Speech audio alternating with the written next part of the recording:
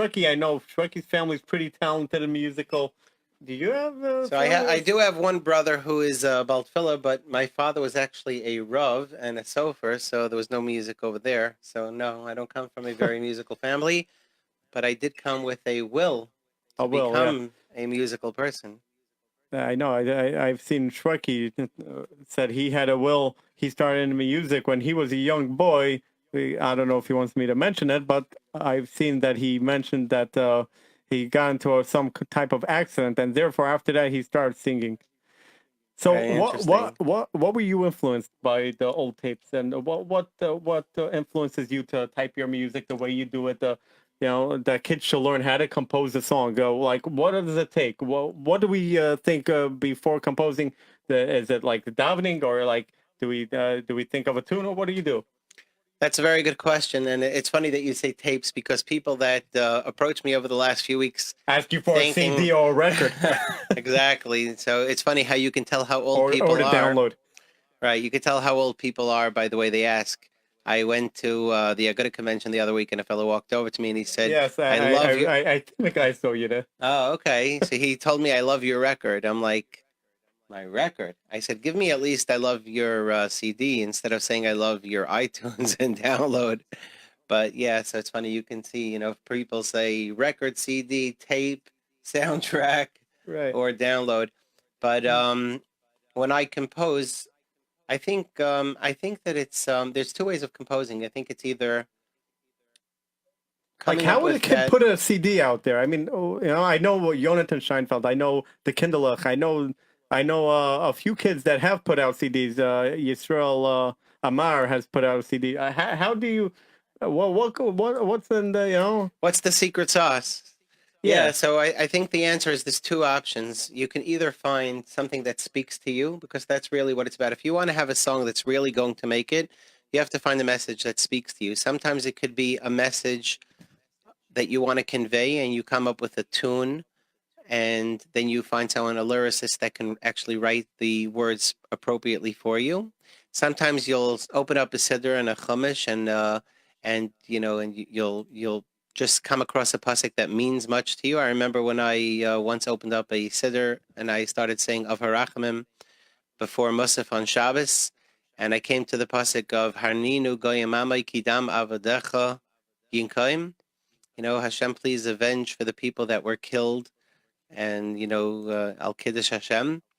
And I was thinking, what type of song can I, make that will actually tell the story? Because the beauty about song is that sometimes you don't have to talk and explain. If you sing that song correctly, if you create that song correctly, the song will speak for itself. And that's what they used to say about the chazanim of yesteryear. Today it's not that popular, but years ago they would call a chazan a zuger, someone who said, because essentially, even though he wasn't explaining what he was trying to say, but when you say with the right emotions and the right enunciations, and you emphasize the correct, you know, words, you're telling a story. So it's all about telling a story. So I think if you know how to play a musical instrument, then you just, hit some chords, and you know, you start there. You hit a chord. You try to, again, you have to have it somewhat in you. But I think if you hit the chords and you play around with it, you can get a piece of a song, and then you build on it. And yeah, so I think those are pretty much the So two let's say a ways. child who doesn't know how to play an instrument, who just wants to sing. Can he put out an album? Can he actually, or So does he number have to one, know music? Or so number one, children usually don't give out albums, and it's not necessarily a very well, they could think of a prof- good songs, right? kids could think of great songs, but there's two things. First of all, kids don't usually give out albums, and if you do, it's not necessarily a profitable venture. You're doing it more to get your name out there. Number two, singing has nothing to do with playing instruments. You can create songs and sing without knowing how to play instruments. It's just that sometimes it makes it easier, so one has nothing to do with the other. And yeah, so if you're a kid, if you're a wonderful boy and girl listening to this, and you have talent and you love singing, you know, you there's nothing wrong with trying to perfect, whether it's your voice or your talent, or trying to get to learn how to play an instrument, and then ultimately you can try to give a dab at creating a song. Hmm. But even if you can't create a song, you can still take other songs. Like for instance, Shea Hapleta. Actually, I actually took all of these songs are not songs that I composed. We'll discuss it now, but this is a beautiful album, and I didn't compose Yeah, I one guess give song. me a 1 second. I have a few more questions because this is like, because sometimes a kid will make a mistake, and he'll make a mistake in front of a crowd, and he'll feel very embarrassed. Now, while we're talking about mistakes, yeah, I'm sure every singer must have made a mistake in front of performance. So I'm wondering, how do you handle the mistake, or what do do you cover up, or what do you do? Wow, you're Uh, asking a lot of good questions. I'm just no, wondering I'm if just. everybody is waiting to hear about that. But no, I'm more than happy to answer all your questions. And Well, the so, children make a lot of mistakes. I know in front of crowds, they making Why mistakes. children? I'm saying everybody makes mistakes, Everybody, and children. sometimes in front of crowds. So So what? I'm wondering how we handle such an entertainer going in front of a whole, let's say 27. What was it? 2761. Yeah, came the previous night on yeah. Hanukkah. So yeah, let's say that performance, someone the entertainer made a mistake. Oh, how do you handle that? So that's a very good question. The first time I sang in public, I was 16 years old. Of course, I sang in choirs when I was younger, but that's not singing alone because you're singing with, 10 or 20 other kids. But the first time I remember, I was invited to sing at a wedding in Chicago at the airport, and I was really nervous. It was the first time that I sang in front of a crowd of 400 people at a wedding. And I was thinking to myself, what happens if I start on a key that's too high or too low, or I miss a beat? And there's no question that it is difficult the first time until you get used to it, and it's okay.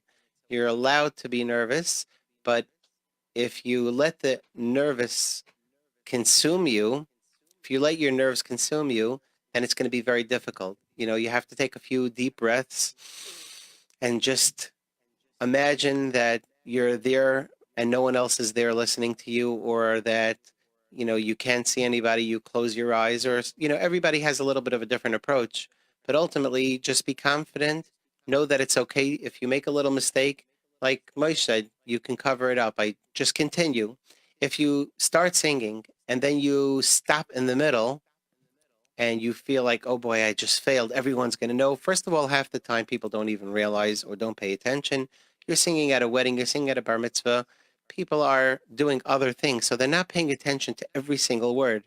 And even if they are, as long as you continue and show the confidence that everything's fine, half the time they won't even realize. And if they do, they'll think that it was intentional. And again, in the worst case scenario, if something goes wrong, just continue and you learn from your mistakes. And yeah, and that's really what it is. I did a concert, like Mike said, this week, and 2 concerts I did on Sunday. And together we had about 25 or 2,600 people that attended. 2761. No, wasn't the right number. Well, I don't remember the exact number, but there were a lot of people. But the beauty about that is when you do a concert and you go onto a large stage, they shine so many lights on you that you actually don't see anybody in the audience. So it's beautiful. Oh, so you don't see anybody. So and besides, you're probably just focusing on what you're singing. Right. But the problem with not seeing people is you can't read them and you can't pick up the energy. So usually you sing and you see what people are into or not, and that helps you. But Oh. on the flip side, when you don't see anybody, it makes it a little bit more difficult. But Baruch Hashem, I've been doing All this for right. Now, 23 one years. last question. Do you teach the music? Let's say teaching the keyboard, teaching these instruments. Do you teach them how to play? Do you teach kids how to play? I Or? don't. I Oh, don't. I don't teach kids how to play. But would you want to? no, Baruch Hashem, I'm busy. I do a lot of different things, and I still have teachers, believe it or not, that come to my house. My kids take different music lessons, mostly Different piano music and lessons. Oh, guitar. wow. And believe it or not, I still have every Wednesday a music teacher that comes to help me with different instruments as well. Wow, that's interesting. Yeah, So, what type of instruments is your favorite instrument? We're not talking about playing. What type of instrument is your favorite? that's a very good question. I would have to say, for your realistic purposes, the guitar. But I do love the sound of the violin. There's The no violin, no yeah. other sound like the violin. Right. There you Yeah, I go. know You that sound. see, we have a live violin in the studio. Right. I'm, believe it or not, I am pretty good in that. Yeah. no boasting, but I could do the, the acapella stuff. I could do that. Oh, that's great. If people hired me, yeah. But anyways, getting back to, we have Shea Rubenstein in the studio, and we're now going to discuss his new CD that came out how many weeks ago again? About 2.5 weeks ago. 2.5 weeks. So I see the name Sharia Plata. How did he come out with the meaning of Sharia Plata? Yeah, so the name of the CD is called Shea Hapleta. Sharia Plata. And My it's mistake, guys. It's Sharia Plata. Yeah, close enough. And it's a takeoff of the people that survived the Holocaust were referred to as Shea Hapleta. So what I did is I had done an event for Holocaust survivors at the JCC of Marine Park about a year ago. And I noticed that when I came up to speak, a few of the people asked me to sing.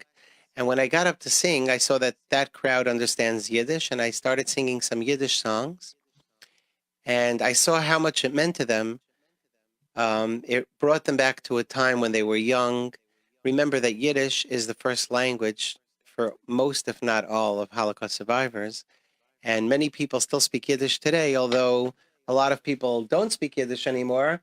But of course, for the elderly and for the Holocaust survivors, it's still their first language. So I decided, what better gift to give our survivors, our grandparents, than to make a beautiful Yiddish album. So in order to make it meaningful, I actually I found songs that were created before the Holocaust by people who did not survive the Holocaust. How long did it take you to find these songs? So my mother was very into Yiddish, and that's, I speak Yiddish very well for that reason. That's funny. My grandmother was into Hungarian, and as one of the famous ones, Szalasz Kokosz. Do you speak at least a little Hungarian? Yes, I speak a little bit. A little bit. But I'm not going to speak it on the radio. It's going to sound kind of funny. There you go. What do you say? So, Ken? Why not? You have talent to languages. yes. Take it. So essentially, I started. I spoke Yiddish growing up, and even though I grew up in the Bronx, I spoke Yiddish already there, and my mother was very into Yiddish, so I had all the different Yiddish Zmiris booklets, and I knew a lot of survivors, and I just got to know a lot of Yiddish songs, and I actually every Shabbos would sing Yiddish songs at the Shabbos table. Not a lot, but one every Shabbos. So I knew a lot of Yiddish songs. So we interviewed your kid. If your child came in here, how old is your child? So Baruch Hashem, I have many children. I have 5 children, and yes, they all know Yiddish songs, whether they speak Yiddish or not. And you said some of them are musical, right? Some of them are musical. Oh, well, actually, all of them are musical. I wouldn't mind if somebody came in. Just not the one with the drums, please. There you go. So actually, the one with the drums. No offense, just we can't fit drums in this small room. We're gonna have to, maybe when we upgrade the studio, then maybe we can bring some big That's drums. right. Listen, we have to make a campaign to upgrade the studio to get all the musicians and instruments in. For pay the debt. Yeah. No. So Baruch Hashem, all my kids are musical. They all play an instrument, either guitar or piano. Amazing. And yeah, so they understand Yiddish, but for those who don't understand it as well, still sing all my Yiddish songs. Okay, boys and girls out there, if you have a question for Shea Rubenstein of how did he start, what did he feel like when he started, or etc., you can call in 718-683-5858 or text 347-927-8398, and Nisim is going to be very happy to read it off to us, or just to send it to me. Yeah, anyways, talking about the new CD of Sharia Plata that Shea Rubenstein came out, and I recommend everybody who speaks Yiddish or who doesn't speak Yiddish to get it. It's very inspiring tunes. I've heard some of them. And let's start with the first one. I want to, before this, I want to read the text. My favorite is Vayetzev. Vayetzev. That's yes. Shea, that's you. His song? My Vyatsev? Yeah.